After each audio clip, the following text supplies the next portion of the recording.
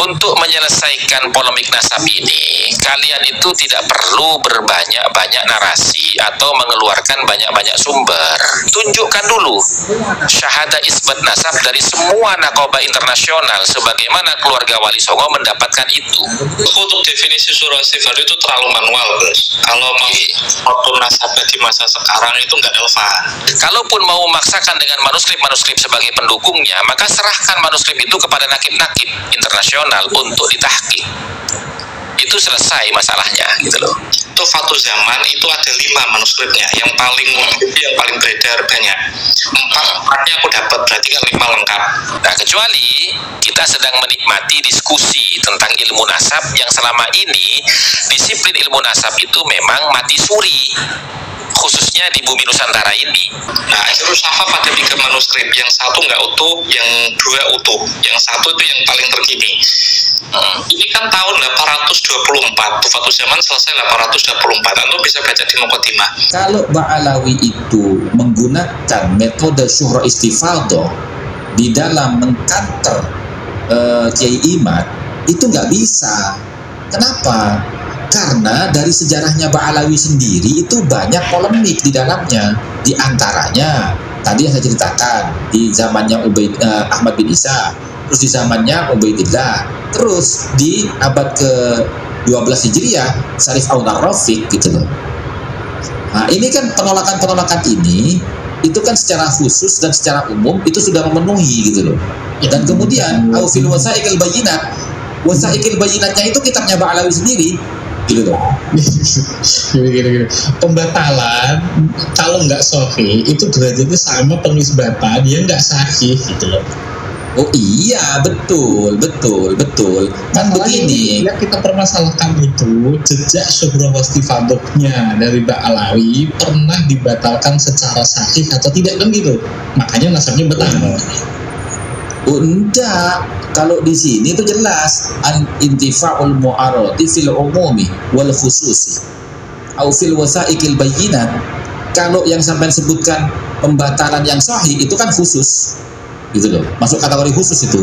Ini semua disebutkan umum maupun khusus, atau ada keterangan atau dokumen yang menerangkan tentang penolakan itu, seperti kitabnya Ba'alawi yang menceritakan sejarahnya mereka pernah ada polemik di zamannya Ahmad bin Isa dan Ubaidillah gitu loh. Gitu. Nah, kalau yang jenengan maksud itu yang khusus itu khusus gimana tuh? Intifa'ul mu'aradati, tidak adanya penolakan fil umumi secara umum wal khususi dan khusus gitu loh. Nah, kemudian au fil wasa'iqil bayyinat. Jadi ada 3 penolakan itu Bang Mel. Iya. Ada yang umum, ada yang khusus. Penolakan itu apa gitu? Loh, saya ini menanggapi jenengan tadi kan ngomong adakah penolakan yang sahih. Nah, penolakan sahih itu yang khusus, yang umum kan ada.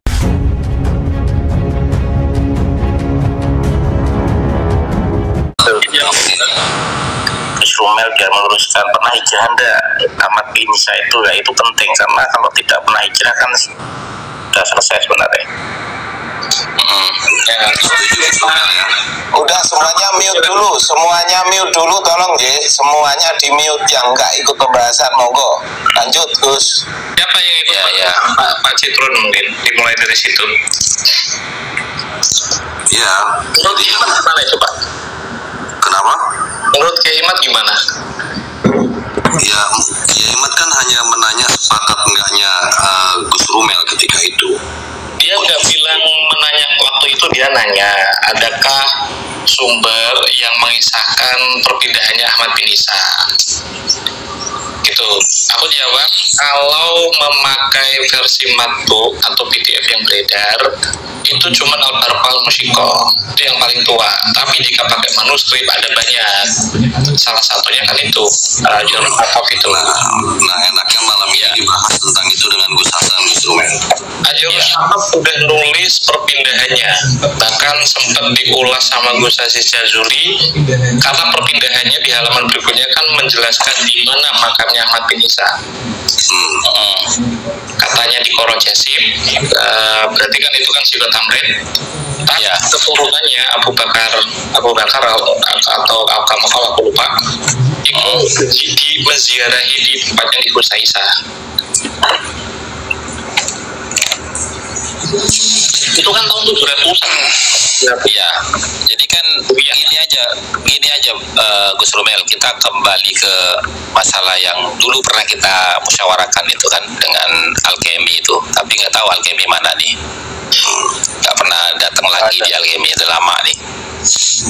Oke, monggo aku tinggal turun dulu ya Gus ya. Biar ya nggak apa-apa, nggak ada masalah. Iya Pak Cito, yang penting mute, ngobrol. Yang penting mute, nanti kalau perlu ya disanggah nggak apa-apa. Oke, nggak ada masalah. Nggak ada masalah. Jadi kan kita kembali ke metode aja, Gus Rumel gitu loh. Metode syuhra istifadhah dengan metode kitab-kitab nasab kan begitu. Nah, kalau kita kembali ke syuhra istifadhah, saya itu sering menjelaskan di komal saya gitu loh. Artinya begini, kalau Ba'alawi itu mengklaim nasabnya sudah syuhra wal istifadhah, ya kan? Maka syuhra istifadhahnya itu berdasarkan apa? Karena kan syuhra istifadhah itu kan punya syarat gitu loh. Nah, kalau kita baca dalam kitab Rosail fi Ilmil Ansab ini pada halaman 103 itu kan syaratnya ada 4 itu. Nah, di antara syarat yang 4 itu adalah al-istifadhatu fis sama'i istifadhatan turithu ilman aw dhannan qawiyan gitu loh. Itu yang pertama, ya. Nah, kemudian yang kedua, al-intifa'ul mu'aradati fil umumi wal khususi au fil wasaiqil bayyinati. Nah, tidak adanya pertentangan baik umum maupun secara khusus atau dokumen-dokumen yang berisi keterangan tentang batalnya syuhra istifadhah itu. Qidamun nisbati wa syuhrati, ya, lamanya penisbatan dan kemasyhuran nasabnya.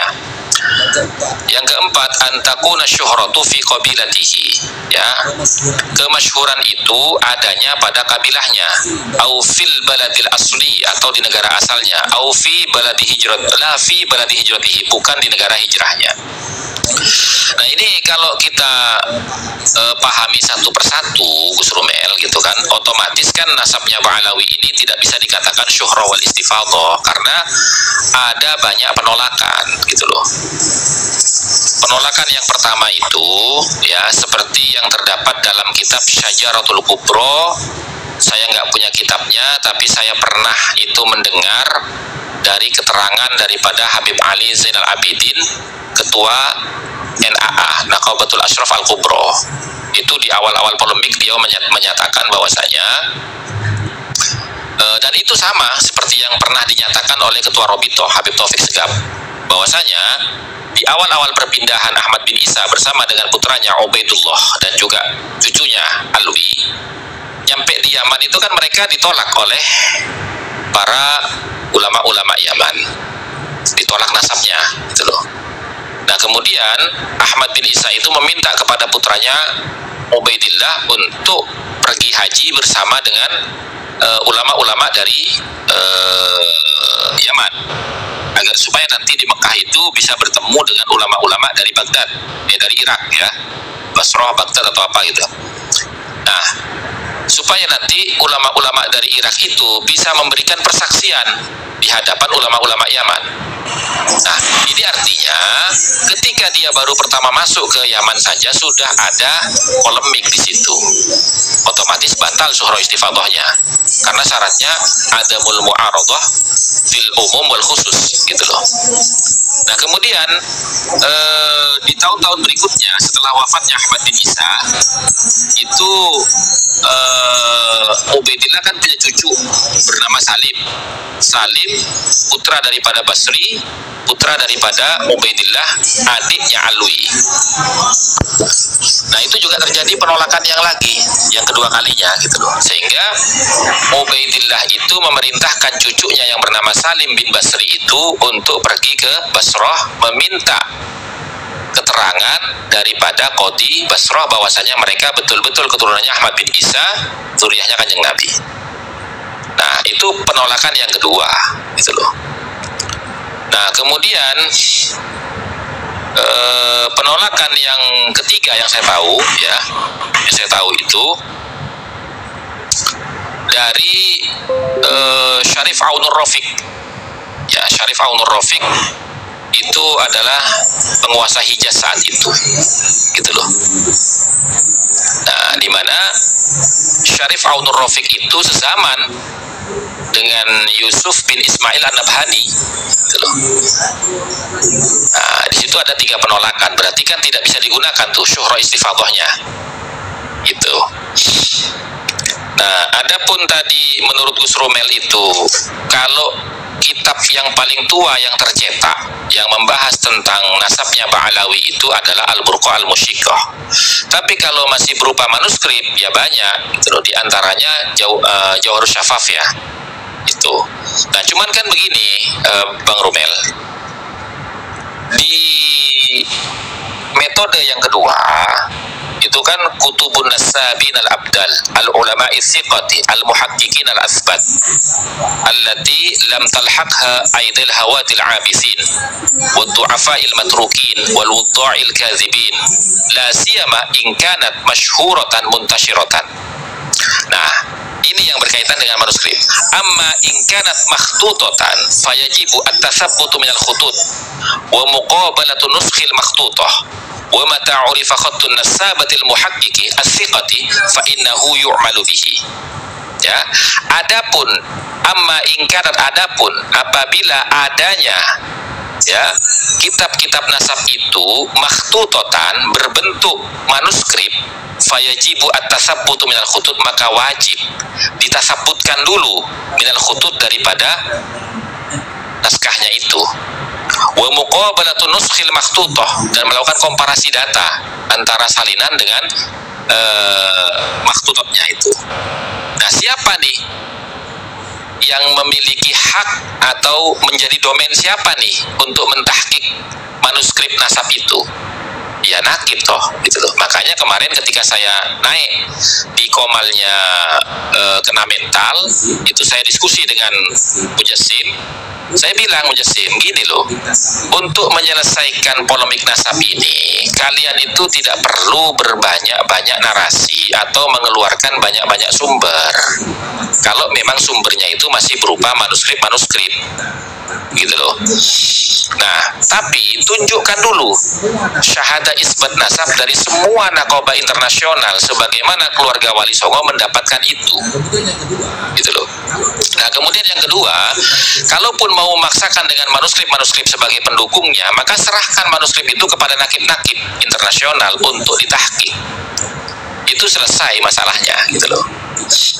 Nah, kecuali kita sedang menikmati diskusi tentang ilmu nasab yang selama ini disiplin ilmu nasab itu memang mati suri, khususnya di bumi Nusantara ini, gitu loh. Itu Surmel. Monggo silakan. Oke, terima kasih. Intinya sama pembahasannya. Maksudku untuk definisi surah istighfar itu terlalu manual, Bos. Kalau mau atur nasabah di masa sekarang itu nggak relevan. Masalahnya kan informasi orang di masa lalu.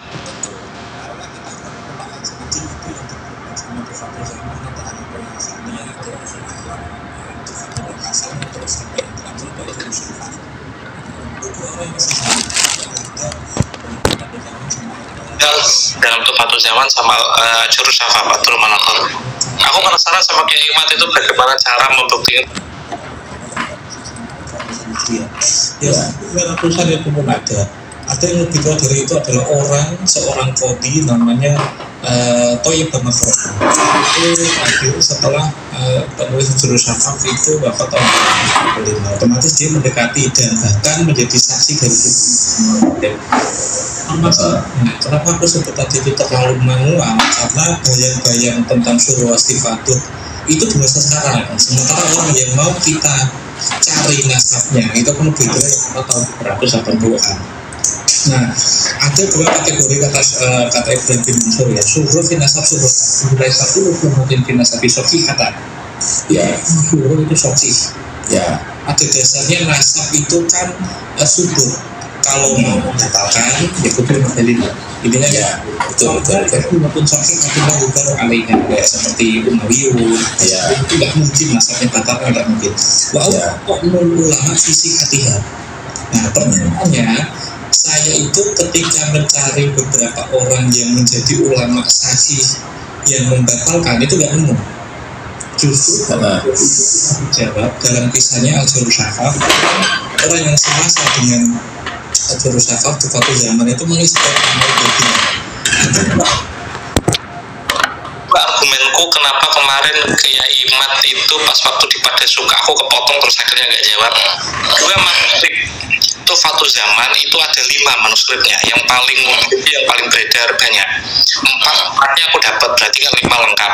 Nah, Jurus Syafaf ada 3 manuskrip, yang 1 nggak utuh, yang 2 utuh, yang 1 itu yang paling terkini. Ini kan tahun 824, Tuhfatul Zaman selesai 824. Anda bisa baca di Muqaddimah. Jurus Syafaf dia ngomong sendiri penulisnya sebelum dia menulis Ibnul Barokin itu kan 5 tahun setelahnya. Itu sama menulis Ubaidillah dari anak-anak Isa. Itu udah jelas kan. Ada satu orang lagi namanya Abdul Hasan Ali bin Jadid. Itu menurut Al-Janadi kan nasabnya sampai Ubaidillah, sampai Abdullah. Tuhfatul Zaman.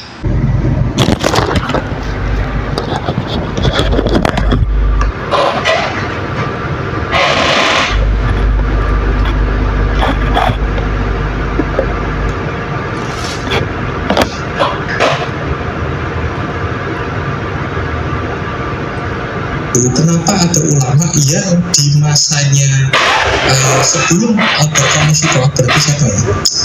Mungkin Abdul Manasakir lah. Ya, itu ada yang batalkan. Ketika pembatalan itu ada, justru kan sampai kepada kita.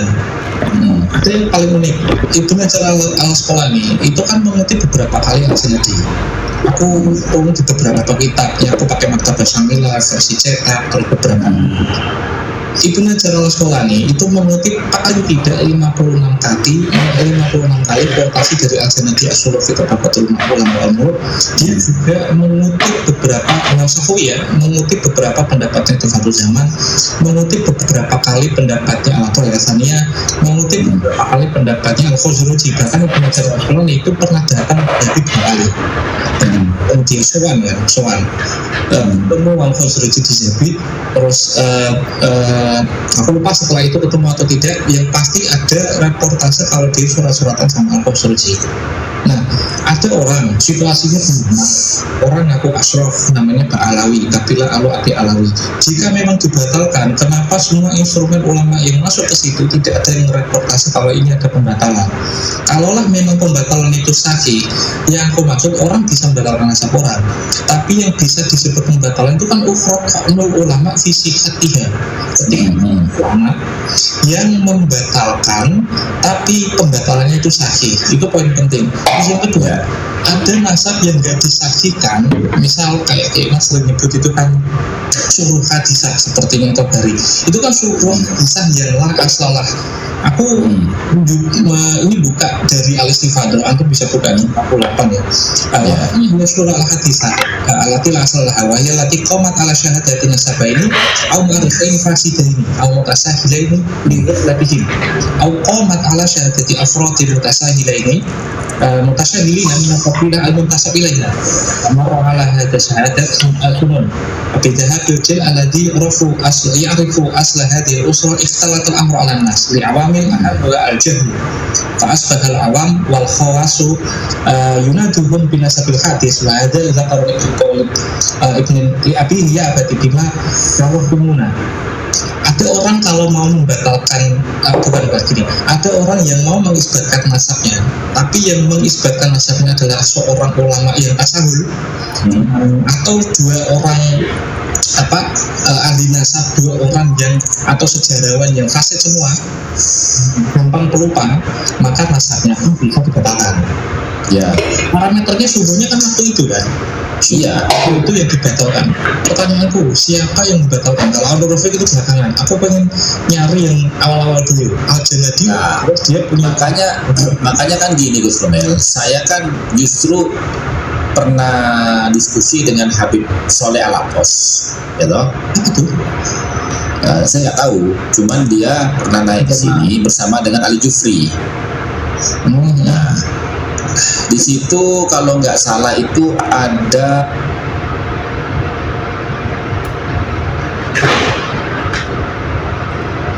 yang orang Jawa Barat itu.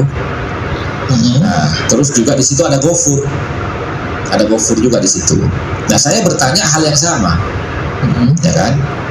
Nah, beliau malah mengiyakan bahwasanya memang pernah ada penolakan itu, dan Habib Taufik juga pernah menyampaikan itu. Ada rekam jejaknya di YouTube itu, bahwasanya pernah ada polemik nasab gitu, di zamannya Ahmad bin Isa dan kemudian di zamannya Salim bin Basri, cicitnya. Nah, yang jadi pertanyaan saya, yang pertama, 180 ulama yang katanya memberikan kesaksian, 180 ulama dari Irak yang memberikan kesaksian kepada Ubaidillah bin Ahmad bin Isa itu di hadapan ulama-ulama Yaman di Makkah waktu musim haji. Tapi nggak disebutkan 180 ulama Irak yang memberikan persaksian itu siapa saja. Maka kalau nggak disebutkan, ini kan masuk ke dalam khobar majhul. Nah, khobar majhul itu kan nggak bisa dipakai.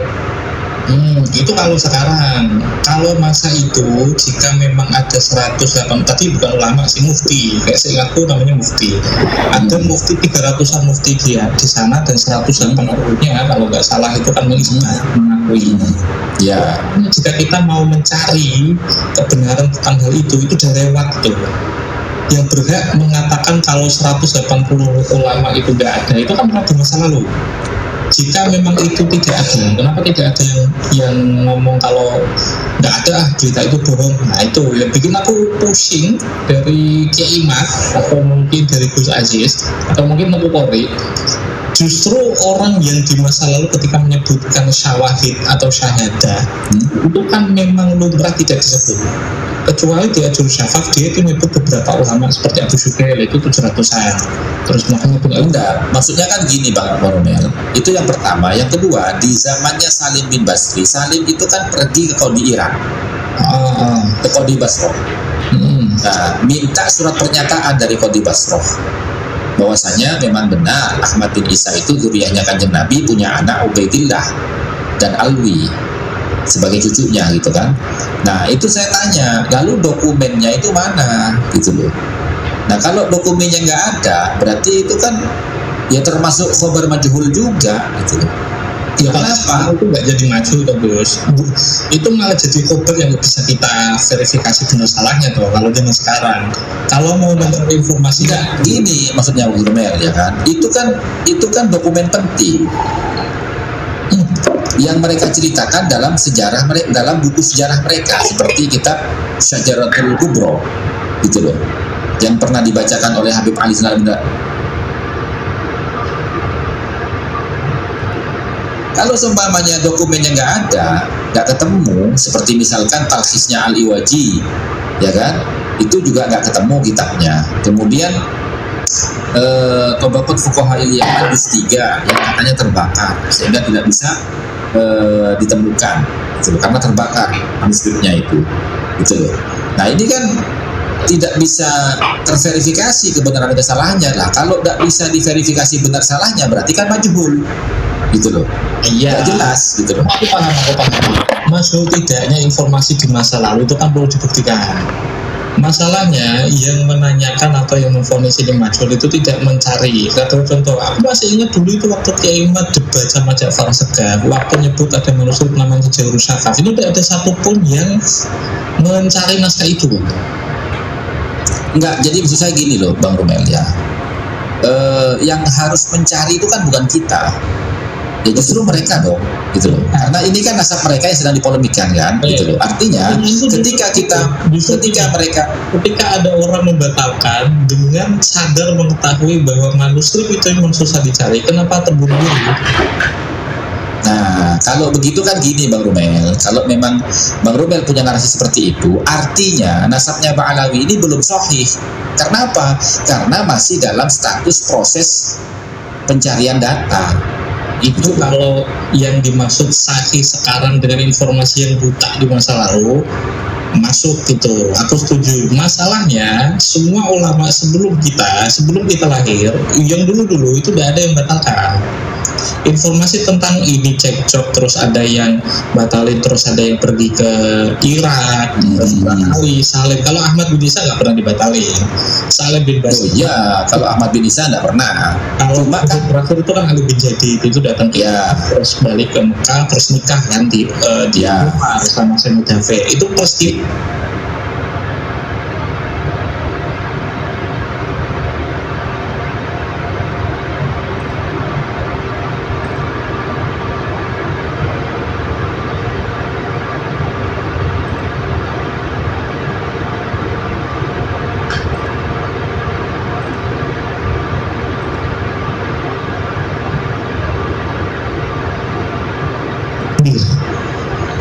Kalau menurut saya gini Gus Romel ya, kenapa tidak ada yang membatalkan nasabnya Ba'alawi di zaman dahulu? Karena memang tidak ada yang mengisbat. Otomatis kalau ada Ajurus Syafaf nyebut dulu ada pengisbatan di masanya Ali bin Jadid, ya ada pengisbatan. Kita kan nggak bisa nyari yang belum sampai kepada itu kan bukti pengisbatan dari 130 kan. Enggak, artinya begini loh. Kalau memang ya kan, kalau memang 300 mufti yang itu telah memberikan persaksian kepada Ubaidillah, ya, maka kenapa kok tidak ada ulama-ulama ahli nasab yang mereportase nasab mereka dalam kitab-kitabnya? Padahal saat itu ulama-ulama nasab itu banyak yang ada di Baghdad, di Irak gitu loh. Mau itu di Baghdad maupun di Basrah, mau di Kufah, itu kan banyak gitu. Gitu. Nah, kemudian begini pertanyaan saya nih. Mungkin ulama nasab itu tidak mungkin ulama nasab itu sebagai Ahmad bin Isa. Sementara dalam sejarahnya Ba'alawi itu, Ahmad bin Isa itu kan lahir di Basrah, kemudian menikah di Basrah, punya anak Ubaidillah itu lahir di Basrah, menikah di Basrah sampai punya anak Alwi. Nah, setelah punya anak Alwi, baru mereka itu hijrah ke Yaman, gitu kan? Nah, setelah hijrah ke Yaman, kemudian punya anak lagi nih Ubaidillah nih, adiknya Alwi, bernama Basri. Kenapa kok dikasih nama Basri? Untuk mengenang tanah leluhurnya Basrah yang ditinggalkan berhijrah ke Yaman, maka dikasih nama Basri. Nah, kemudian Ubaidillah menikah lagi dengan pribumi Yaman, punya anak yang ketiga, tapi beda ibu dengan yang kedua pertama itu, bernama Jadid, gitu kan. Nah, yang jadi pertanyaan saya dari sejarah itu adalah, apakah mungkin ulama-ulama yang ada di Basrah itu tidak tahu kalau Ubaidillah itu adalah putranya Ahmad bin Isa? Kan tidak mungkin, karena lahirnya di Basrah, menikah di Basrah, sampai punya anak Alwi di Basrah, gitu loh. Dan yang kedua, hijrahnya itu bersama dengan 70 apa 80 kafilah gitu loh. Jadi perpindahannya itu terang-terangan, besar-besaran gitu loh. Itu ya permasalahannya kan tidak ada catatannya kan. Nah, kalau tidak ada catatannya, peristiwa di masalah itu banyak yang seperti itu. Maksudnya kalau memang ada pencarian, kalau memang ada pertanyaan, jika memang diisbat, kenapa tidak ada catatannya? Pertanyaan itu bisa dibalik. Kalau hal itu tidak bisa kita temukan, kenapa ulama yang mendekati masa mereka dan mengetahui tidak memberitahu? Nah, karena kan gini Gus Romel, karena kan pengakuan mereka nasabnya itu bersambung kepada Rasulullah melalui jalur Arwi bin Ubaidillah yang kemudian diklaim sebagai putranya Ahmad bin Isa, salah satunya ya, itu kan di abad ke-9 akhir dari kitab Al-Burqatul Musiqah. Itu kan yang menjadi sumber mereka gitu loh. Itu kalau Al-Burqah sih aku nggak pernah membaca lebih dalam, karena itu kan kitab tasawuf. Maksudnya ada dua naskah kan, minimal kita diskusi dua kitab yang lebih tua dari Al-Burqah lah. Soalnya Ki Imad kan nyari tidak ada yang lebih tua dari Al-Burqah yang menyebut Ubaidillah. Ada Tufatul Zahid itu udah nyebut Ubaidillah, clear itu. Terus yang kedua, Ajurus Syafaf itu udah nyebut Ubaidillah, clear juga itu. Tapi Kaimat berkelit, itu kan informasi dari Abdul Manan Segaf. Apa buktinya? Waktu saya tanya, kayaknya dia nggak pernah jawab.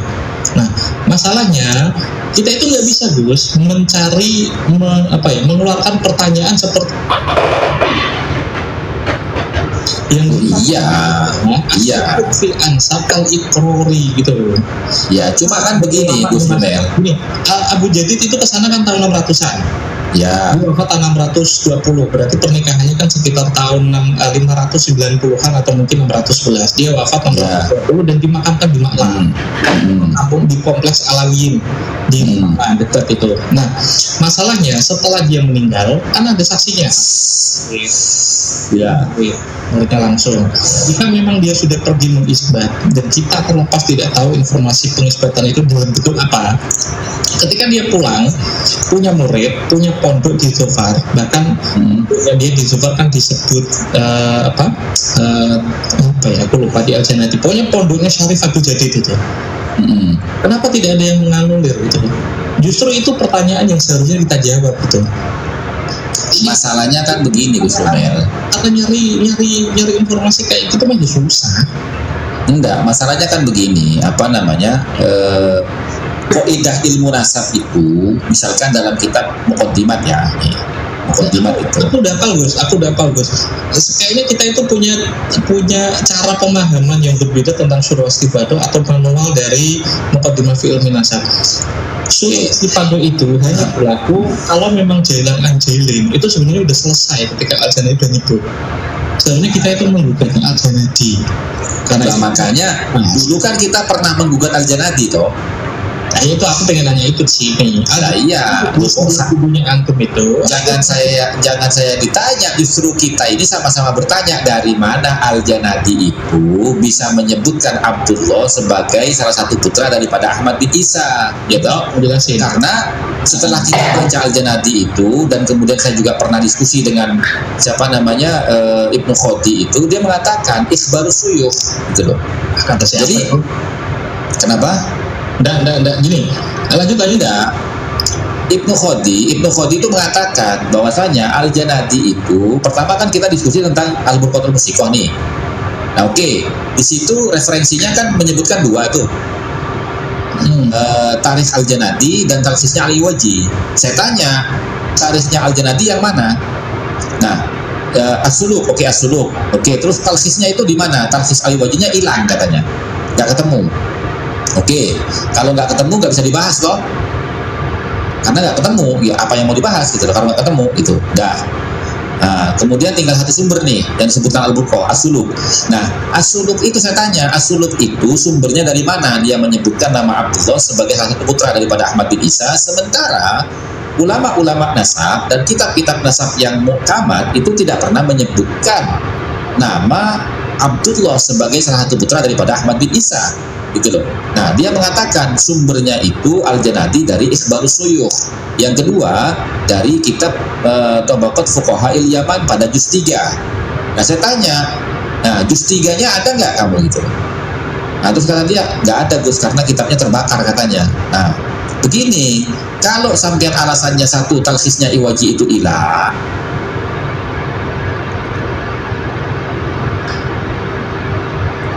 Alawi di juz 3, yang mana juz 3-nya tidak bisa ditemukan sekarang karena dulu terbakar, maka itu masuk kepada mazamul wad'i wal kadhibi fil ansab. Dalam nasab gitu. Kalau di masa dulu kitab itu tidak pernah didapat. Gini, permasalahan itu relevan kalau kita nggak tahu nasabnya Mbak Alawi dan sekarang dia mengaku-ngaku gitu loh. Masalahnya kita kan berbeda kok. Gini loh, apa yang gue sama Aziz. Jenengan itu kan mau menggugat surah sifatunya Mbak Alawi, ya kan? Kalau saya begini, bukan menggugat, cuman gini, kalau Ba'alawi itu menggunakan metode syuhra istifadah di dalam mengkanter Kiai Imad, itu nggak bisa. Kenapa? Karena dari sejarahnya Ba'alawi sendiri itu banyak polemik di dalamnya. Di antaranya tadi yang saya ceritakan, di zamannya Ahmad bin Isa, terus di zamannya Ubaidillah, terus di abad ke-12 Hijriah Syarif Aun-Ar-Rafiq gitu loh. Nah, ini kan penolakan ini itu kan secara khusus dan secara umum itu sudah memenuhi gitu loh. Dan kemudian Aufil Wasa'iqil Bayinat, Wasa'iqil Bayinatnya itu kitabnya Ba'alawi sendiri gitu loh. Gini. Pembatalan kalau nggak sahih itu derajatnya sama pengisbatan, dia nggak sahih gitu loh. Oh iya, betul. Kan begini, yang kita permasalahkan itu jejak syuhroh wastifadohnya dari Mbak Alawi pernah dibatalkan secara sahih atau tidak, kan gitu. Makanya nasabnya batal. oh enggak, kalau di sini tuh jelas intifa'ul mu'arati fil umumi wal khususi au fil wasaiqil bayyinat. Kalau yang sampai sebutkan pembatalan yang sahih itu kan khusus gitu loh, masuk kategori khusus itu. Ini semua disebutkan umum maupun khusus, atau ada keterangan atau dokumen yang menerangkan tentang penolakan itu, seperti kitabnya Pak Alawi yang menceritakan sejarahnya mereka pernah ada polemik di zamannya Ahmad bin Isa dan Ubaidillah gitu loh, gitu. Nah kalau yang dijadikan maksud itu yang khusus itu khusus mana kan? Intifa'ul mu'aradati, tidak adanya penolakan fil umumi secara umum wal khususi dan khusus gitu loh. Nah kemudian au fil wasaiqil bayyinat. Jadi ada 3 penolakan itu Bang Mel.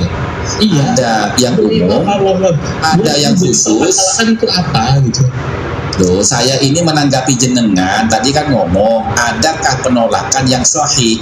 Nah penolakan sahih itu yang khusus, yang umum kan ada, yaitu wasaiknya ada gitu loh. Siapa yang membatalkan waktu itu?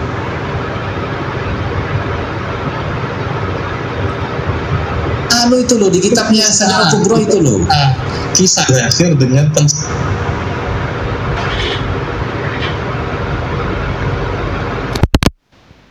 kan kalau memang kisahnya seperti itu ya toh, yang berakhir kepada pensahihan, artinya sudah ada syahadah dari 180 mufti tadi. Masalahnya syahadah itu di mana kan gitu? Ya iya. Ya syahadah itu kan perlu dicari. Aku pun belum dapet. Nah, makanya kemarin kan saya sarankan kepada mereka Gus Rumel bahwasanya mereka jangan ke saya, itu biar mereka. Iya ke mereka. Saya katakan ke mereka. Jadi terakhir yang digugat ada Al-Ali bin Jadid. Jika memang tidak disahihkan, logikanya kita balik ya. Jika memang tidak disahihkan ketika dia ke Basra dan kembali pulang, kenapa ulama setelahnya nggak ada menyinggung satupun penganuliran itu jika memang sahih? Pertanyaan kan gini, Al-Janadi ketika mensahihkan, berarti kan dia itu dikenal sebagai khotir mu'arifil Yaman. Mekanisme turuk isbatin nasab itu Al-Janadi pasti paham, Al-Khazraji pasti paham, Al-Atoya Asaniyah pasti paham, Rasul Alam pasti paham, semuanya pasti paham, karena itu kan mekanisme dasar sebuah persaksian itu disahkan atau tidak. Tidak ada satupun yang menganulir itu. Justru penganulir. Tapi kan gini Bang Romel, tapi kan begini. Dramatisasi. Tapi kan begini, sumber-sumber dari kitab mu'arrikhin itu hanya menjadi data pendukung. Kata siapa? Loh, di dalam kitabnya begitu. Gus, itu kitab untuk gitu loh Gus. Jadi kan nyari surah istifadah itu buktinya ada atau tidak sehingga bukan kok lari ke surah istifadah lagi. Sampean kan barusan itu membahas masalah kitab-kitabnya Al-Janadi. Ya toh, sampean sebut sebagai pendukung. Apa dalilnya gitu loh? Loh, karena bukan kitab nasab, kitab sejarah. Ulama di masa lalu itu justru memakai kitab itu sebagai sumber rujukan jika memang itu tidak bisa dipercaya dan tidak bisa mengisbat nasab. Loh, kitab mana yang dijadikan rujukan dari kitab-kitab sejarah? Itu mengutip ketika dia mengisbat nasab dari Yaman itu pakai Al-Janadi, Gus. Oh. Ibnu Hajar Al-Asqalani mengisbat siapa? Ibnu Hajar Al-Asqalani. Ya, mengisbat siapa? Ya banyak orang, ada 56 kutipan, salah satunya itu dia mengutip orang ini, aku nukil dari ini dijelaskan Al-Janadi. Semuanya pengisbatan. Oke. Al-Janadi. Oke. Pertanyaan, apakah itu tidak bisa dipakai sebagai sumber primer? Iya, apakah hanya kitabnya Al-Janadi yang dijadikan sumber oleh Ibnu Hajar Al-Asqalani? Tidak. Ibnu Hajar itu kan yang beliau kan juga sejarawan juga, menulis tobak. Bukan. Iya, beliau kan sejarawan juga nasabah gitu loh ya kan. Nah, maksud saya tadi itu bukan Haitami ya? Iya, Al-Asqalani bukan Haitami, gurunya gitu loh. Gurunya yang pernah membatalkan nasabnya Tabariyah, kaum Tabariyah kalau nggak salah ya? Bukan sahabat siapa gitu yang mengklaim keturunan sahabat. Iya, artinya begini Gus Rumel, tadi kan jenengan bilang gitu loh, buktinya Ibnu Hajar al-Asqalani saja itu masih mengutip kitabnya Al-Janadi. Nah, bukan hanya mengutip, bahkan mempercayakan pengisbatan itu dari sumbernya Al-Janadi. Apakah hanya sumbernya Al-Janadi saja? Kan tidak. Ya banyak. Nah, makanya di antara yang banyak itu berarti ada Al-Khazraji juga, Al-Khazraji mengisbat Ba'alawi juga. Oh, iya, artinya kan begini. Kalau saya sih ngikut kepada ini aja. Wala ibrata bi taqrirati man laisa min ahli dirayati bin nasab. Itu manualnya. Aku tahu. Yang pasti kita sudah sepakat. Aku bertanya, kita sepakat atau tidak? Ibnu Hajar al-Asqalani mengerti betul kaidah menetap. Oh iya, karena beliau an-nasabah.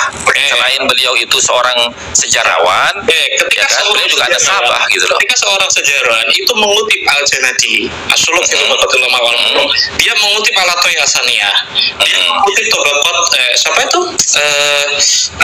Siapa yang tadi aku sebut? Tirozul A'lam, Al-Khazraji. Dia juga mengutip Imam Sakhawi, muridnya itu mengutip 3 orang itu, termasuk yang semasa dengannya, yaitu Tufatul Zaman. Mungkinkah mereka memakai informasi dari orang yang tidak bisa dipercaya atau pengisbatannya batal? Ada satu pesan penting, Imam Ibn Hajar pernah ke Zabid, ke Yaman 2 kali. Ketemu Asqalani itu ya? Ruci.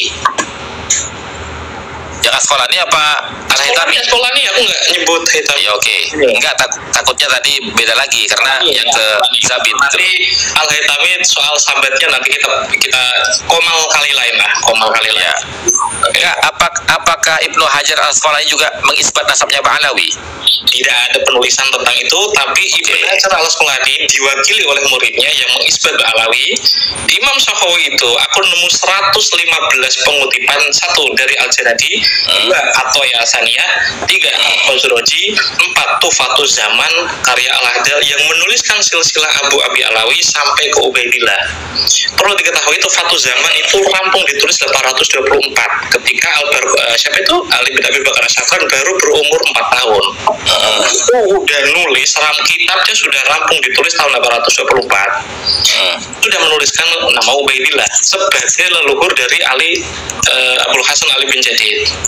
Pertanyaanku masih sama, jika kitab sejarah ini tidak bisa dipakai atau ini jadi kitab sekunder, bukan kita Gus yang berhak menilai itu. Imam Ibn Hajar al-Asqalani, jika memang ribet, Imam Ibn Hajar al-Asqalani itu memakai kitab itu sebagai sumber referensi. Nanti kalau ketemu Kiai juga aku kalau ini Gus, kalau seumpamanya beliau itu an-nasabah, ya dia boleh menggunakan referensi dari kitab manapun. Yang penting kan begini, misalkan ya catatan nasab yang tidak masuk di dalam kitab-kitab nasab itu kan disebut ruk'ah atau arik'ah gitu loh, dan syaratnya itu kan harus qat'iyyud dilalah alal maksud. Nah, pertanyaannya ketika Imam Ibn Hajar memakai semua kitabnya Al-Janadi baik di halaman 1 atau 2, apakah beliau tidak mempercayai Al-Janadi? Al-Janadi mengisahkan Abul Hasan Ali bin Jadid itu sebagai tidak akurat. Bukan tidak mempercayai Gus, karena gini loh ya, kitab sejarah itu berisi tentang sejarah biografi seorang secara global kan. Nah, ketika nama-nama ataupun tempat yang ada dalam kitab sejarah itu telah diverifikasi oleh an-nasabah, maka itu menjadi ilmu nasab, karena ilmu nasab itu adalah bagian daripada ilmu sejarah gitu loh. Artinya itu kan mu'arrikhin semasa dengan Al-Janadi mendapati usia Al-Janadi, pokoknya mendapati masanya Al-Janadi 24 tahun. Dia mengisbat Ba'alawi. Artinya kan begini. Ya, artinya kan begini, ya toh. Para an-nasabah itu atau mu'arrikhin itu ya, yang sampai sebutkan tadi itu, apakah diketahui sumbernya dari mana?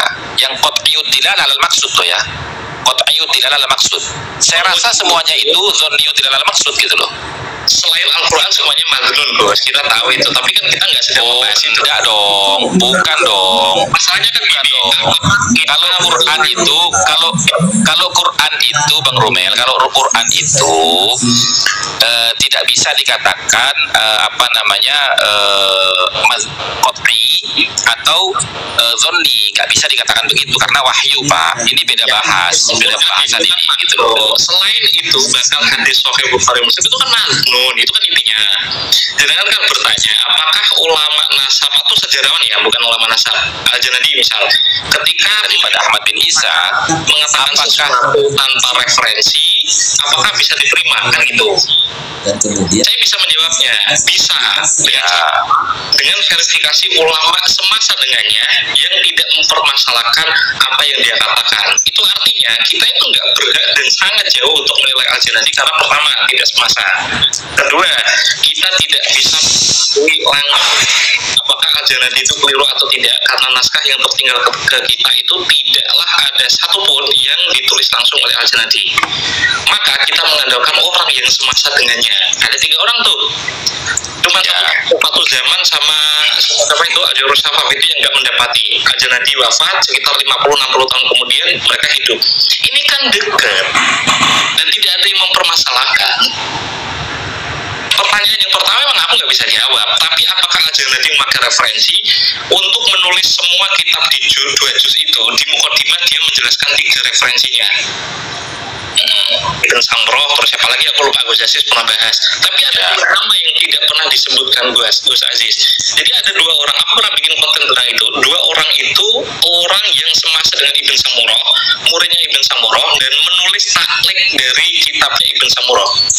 Kitab itu, tapi menurut pengakuan di Akhod tuh minta alikihi, pokoknya aku mengambil dari taklikannya orang ini, Al-Hamdani sama Al-Himyari, 2 orang itu nama banyak orang.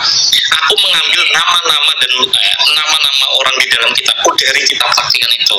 Itu kan murid langsung dari Ibn Samurah. Kalau memang nyari, apakah memiliki apa ya? Memiliki sanad atau informasi sumbernya? Ulama nasab nggak ada yang memakai sumber kecuali beberapa hal. Seperti ada gugatan orang ini Farodahus Syaraf, ini diisbat bapakku Abdul Naim, tapi yang lain tidak. Selain itu nggak pernah menyebutkan referensi. Sekadar contoh ya, aku di Robito kemarin menyebut 1 orang yang menurut orang yang semasa dengannya sama-sama di Basro itu diisbat seorang ahli hadis, tetangganya malah. Tapi di Al-Ubaidi itu nggak ditulis, Al-Masdi nggak ditulis, padahal mereka sezaman. Bahkan mbahnya orang ini itu tidak ditulis, yang namanya Abdullah atau Muhammad itu nggak ditulis oleh Al-Ubaidili dan juga siapa itu Al-Masdi. Ibn Tubatwa juga nggak nulis. Bahkan Asy'ariyah Al-Barokah nyebut mbahnya itu cuma punya anak 1, padahal orang ini sezaman. Dan kitab itu mausuk, kitabnya apa ya kemarin ya, aku lupa lah, itu di Robito Alawiyah. Itu jadi bukti kalau kitab nasab itu nggak ikhatoh. Beberapa hal yang baru sampai kepada kita, Tahdzibul Ansab itu baru ditulis, salinannya itu 890-an. Yang kita dapatkan itu bukan salinan langsung, bukan sumber primer dari Al-Ubaidili kan. iya, tapi kan begini Gus Romel, walaupun ulama-ulama nasab itu ketika menulis kitab-kitab nasab itu tidak menyebutkan sumber referensi dari nama-nama yang dia cantumkan, ya toh. Tapi kalau isinya itu tidak ada perbedaan, tidak ikhtilaf dengan kitab-kitab sebelumnya atau setelahnya atau yang beredar di zamannya, maka itu sudah cukup gitu loh sebagai sumber referensi gitu loh. Karena apa? Karena kan begini, seperti misalkan, nah ini permasalahannya begini loh ya. Dari kitab-kitab nasab yang ada, yang mu'tamad ya, yang dipakai oleh para ulama nasabah, itu kan semuanya berkesinambungan. Kalaupun ada perbedaan penyebutan jumlah anak, ya toh, seperti misalkan apa namanya di Syajarah Mubarakah dengan Al-Majdi, ketika menyebutkan nasabnya Ali bin Muhammad atau Abdullah. Nah, itu kan berbeda jumlahnya tuh, ya kan? jumlahnya lebih banyak yang ada di Al-Majdi dibandingkan yang ada di Asy-Syajarah Mubarakah. Maka bagaimana memutuskan itu? Ya kita menggunakan kaidah idza ikhtalafa nasabani bil wasaid ukhidha bil akhd bis sahih. Kalau ada dua catatan nasab yang berbeda, maka kita ambil yang lebih tua, yang lebih benar gitu. Nah, makanya dalam hal ini itu manualnya. Maksudnya Ibn Hajar al-Haytami, apa yang dipikirkan Ibn Hajar al-Asqalani ketika melihat ulama nasab 3 di Yaman yang mengisbat Alawi tapi kok diem? Bahkan 3 ulama nasab itu Al-Khazraji Mu'arif juga nasabah toh, tapi tidak mengambil justru mengisbat. Pertanyaanku apa yang terjadi di kepala mereka ketika mengisbat Alawi, sementara aku yakin dia itu lebih paham tentang kaidah nasab daripada kita. Sebentar Gus, iya. sebentar Gus, potong ya. Betul. Nah, ini buat 475 orang memandang. Ini bukan perdebatan ya, ini bukan perdebatan, tapi ini diskusi menyamakan pemahaman tentang metode nasab, betul kan Gus? Metode nasab. Jadi bukan untuk kalah dan menang ya. Aku izin 5 menit lagi yo, beli rokok dulu ya. Oke, silakan. Lanjut. Jadi bukan untuk menang dan kalah, tapi menyamakan metode dasar nasab gitu loh. Atau gini aja, aku lanjut berapa menit beli rokok tinggal 2 batang soalnya. Oh iya, siap. Itu loh. Jadi bukan masalah menang dan kalah. Jadi makanya tadi kan nggak pakai dalil kan, gitu.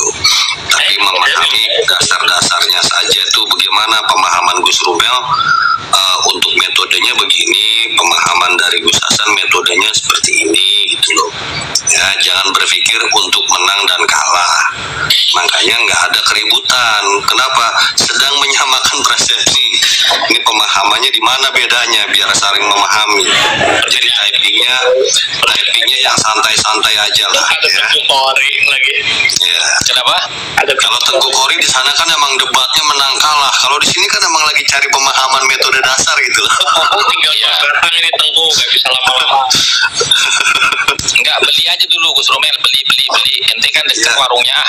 Ada di desa loh, gunung ini. Ada di Alfa. Tinggal teriak Gus Rumel. Makanya mau tinggal melaku toh ayo lo.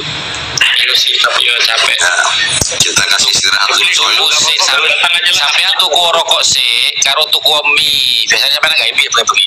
Ya sudah. Sehat aku. Belum ketemu. Ini asik diskusi begini, saling nyaut, saling memahami gitu loh. Oh, ya kan? Nggak ketemunya di mana nih yang bikin berbeda pemahamannya kan gitu. Ketemunya berbeda Pak, saya dapat gift 53 doang.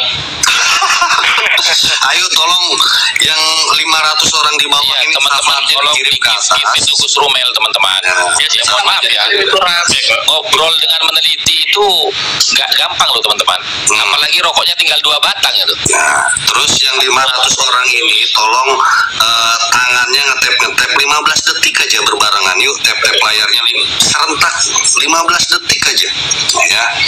Luar biasa ini. Kita dapat pencerahan lagi dari 2 orang yang luar biasa. Jadi kita bisa sama-sama memahami gitu loh. Oh, pemahaman Gus Rumel seperti ini dalam hal ini. Ya udah aku izin 5 menit ya. Beli rokok dulu ya. Oke, tante Gus. Ya Gus, Jimmy tanya Gus. Cari ilmu yang macam ini susah loh. Mantap, luar biasa dua-duanya ini. Jadi makanya ketika beliau lagi diskusi, kita diam, enak, jadi nyambung itu, nggak terpotong. Nah, Gus Rumel rupanya nunggu break ini, break ada yang motong, saya motong buat beli rokok rupanya dia. Iya. Assalamualaikum. Waalaikumsalam warahmatullahi wabarakatuh. Sebetulnya yang butuh kopi silakan pesan ya, kopinya saya udah pesan loh ke Said Kori loh, luar biasa kopinya. Iya, sudah Padang Citron. Kopinya luar biasa. Yang mencarinya menang kalah. Tengku Kori itu yang hajar. Kalau yang macam ini baru biasa ini. Susah nak cari manfaat macam ini, susah. Kalau yang sebelah itu gontok-gontokan, betul gak Bang Citron? Betul. Bukan gontok-gontokan sih. Di satu sisi menerangkan, satu sisinya ngeyel-ngeyelan gitu loh. Pemahamannya. Akhirnya Bang Kori itu naik darahnya, keluarlah kata-kata berak lo di pinggir kali sono, begitu. Nasib baik ada ketua pemberontak ini Nahnu nih. Jadi kalau diskusinya itu difokuskan hijrahnya Ahmad bin Isa itu kan. Ya betul. Enggak, tadi kan bicaranya udah disepakati ini masalah metodenya. Makanya tadi aku bisa memahami, maunya pemahamannya Gus Hasan seperti ini dalam metodenya surah wal istifado. Ya, sebentar. Pemahaman Tengku Kori seperti apa? Tengku Kori Gus Rumel seperti ini. Aku jadi ngerti gitu loh. Iya. Tadi ada narasi Gus Rumel, beliau mengatakan siapa tadi yang diisbat namun tidak dicatat pada sezaman si anu gitu loh. Itu siapa tadi? Ahmad bin Isa, Ahmad bin Hambal apa siapa tadi sih? Nggak ada nyebut Ahmad bin Hambal, nggak ada. Ali bin Jadid.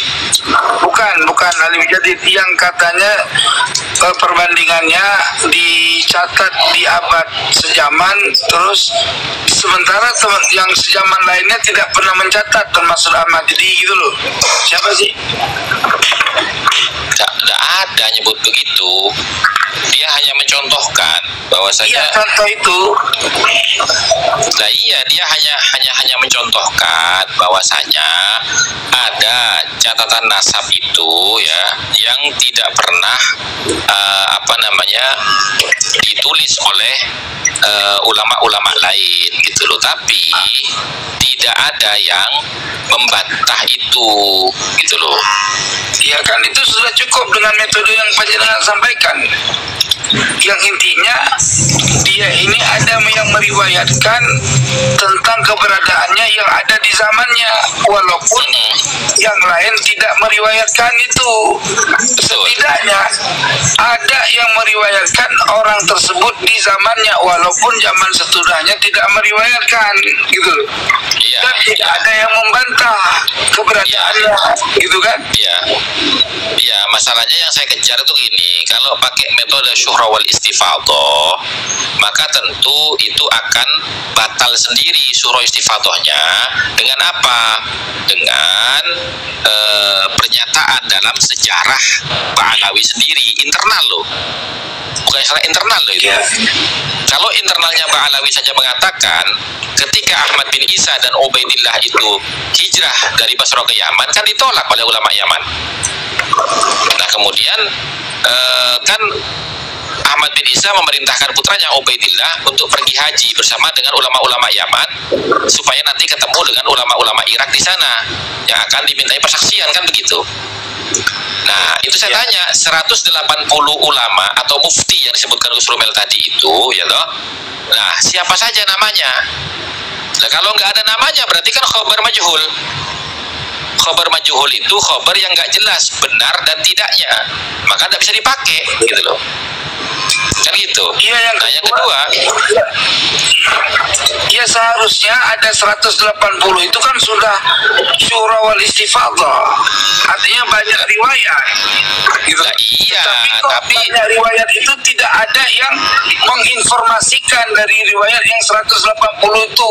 Setidaknya ada 2 atau 3 riwayat lain bukan dari individunya, dari internalnya yang meriwayatkannya. Itu kan bisa kita memverifikasi kebenaran riwayat dalam syuhra wal istifadhah kan gitu. Iya, artinya kan begini, mau saya itu kalau memang karena Gus Rumel tadi terlalu cepat ya. Saya tadi mau mengatakan begini loh. Kalau Gus Rumel kalau ngomong saya kayak robot. Jadi kalau saya tuh gini ya toh, kita nggak bisa mengelak ya kan dari 180 mufti dari Irak itu yang memberikan persaksian kepada Ubaidillah sebagai putra daripada Ahmad bin Isa di hadapan ulama-ulama Yaman di Mekah, itu kok tidak menulis? Itu kan nggak mungkin. Seorang mufti itu pasti akan menulis setiap kejadian gitu loh. Ya entah ujung-ujungnya ya nggak syarat lah mufti menulis, kan bingung kita puyeng pala udah begitu. Bukan nggak syarat, karena begini loh, di zamannya Salim bin Basri itu kan terjadi polemik yang kedua, itu pun dari sejarah internalnya Ba'alawi gitu loh, bahwasanya Ubaidillah itu perintahkan Salim bin Basri bin Ubaidillah itu untuk pergi menemui Qadhi Basrah untuk minta surat pernyataan. Nah, suratnya mana gitu loh. Itu. Nah, kalau suratnya hilang, nggak ketemu, terus 180 ulama itu nggak disebutkan namanya, itu kan khabar majhul. Nah, khabar majhul itu masuk kategori madzannul wad'i wal kadhib fil ansab, indikasi-indikasi pemalsuan dan kebohongan dalam nasab. Apa saja?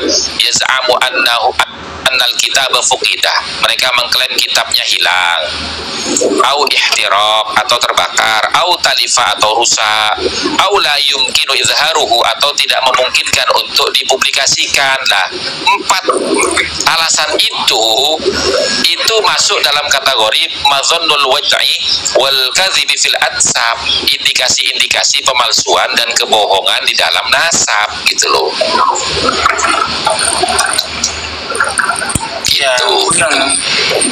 Jadi apa namanya?